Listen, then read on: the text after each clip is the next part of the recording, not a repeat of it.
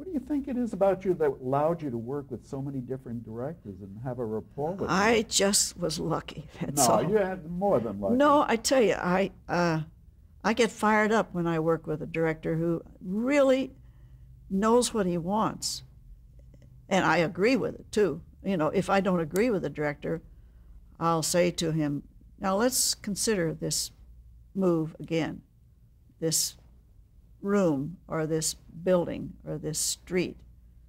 Let's take a look at it. I want to be sure that I give you all of the POVs that you want, all the reverses that you need, and space for lighting, and let's take it from there." And so, oftentimes I can talk them out of something that I think is not going to work. It seems to me you're very even-tempered. You know, you wouldn't show a lot of temperament. Well, you are seeing me in a controlled condition right now. You'd lose your temper or something? I don't lose it often, Right. but I do. Being a painter, I probably have lost my temper with painters and fired them quietly, on the spot, What will make you lose your temper? because they're not doing their job right. If you're going to paint a set, you paint it once and you paint it right. Especially when you have a lot of texture, you have a lot of patinas to add, a lot of aging or a lot of brightness to add. The painter has got to stay with you on this. I did a feature called Rich and Famous, Jackie Bissett and Candice Bergen. George Cukor was the director. George Cukor, yes. I went through 5 paint foremen because I had literally cloned the Algonquin Hotel in New York. That's where it was to take The place. famous Algonquin. Absolutely the famous. Where the round tables used to take Right, place.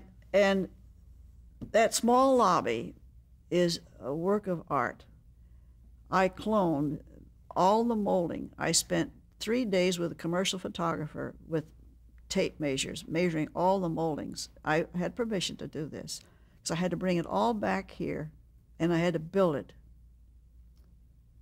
on MGM's stage 18 and 19.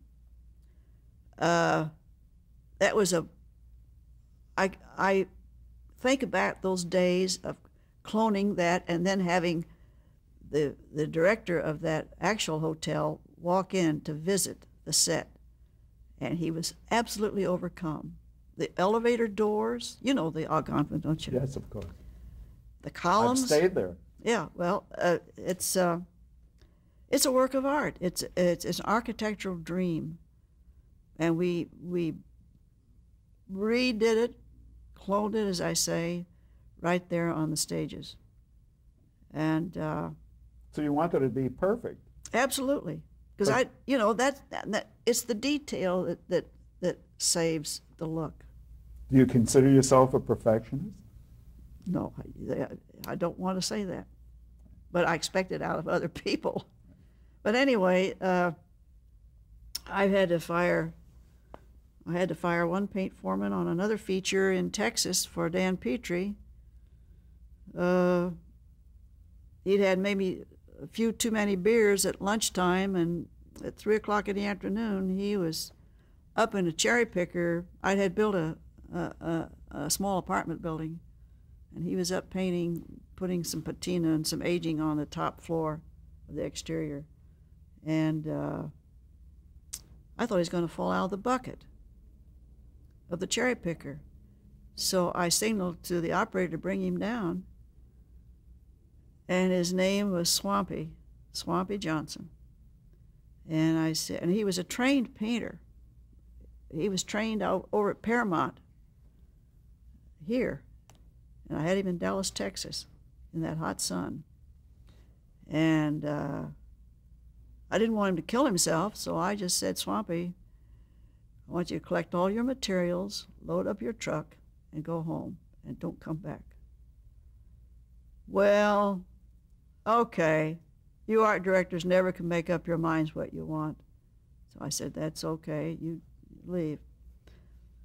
my production foreman was coming across the street, because we had a shop across the street. He was coming across the street, and he says, "Swampy, you're drunk. You don't have to fire me. Jan just fired me. I'm leaving." So that was it.